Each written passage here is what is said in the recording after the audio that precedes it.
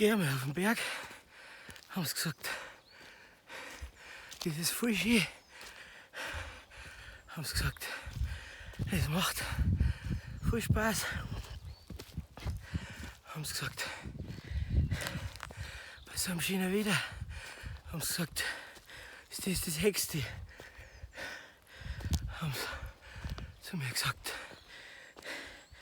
Aber als ich über 2 Zenten habe, hat mir keiner gesagt. Und dass man da wahrscheinlich an einem Herzinfarkt verreckt, hat mir auch keiner gesagt. Geleck am Arsch. Bin ich fett geworden. Ich verreck.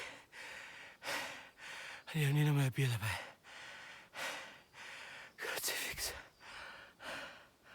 Nein, aber Berg ist voll schön hier.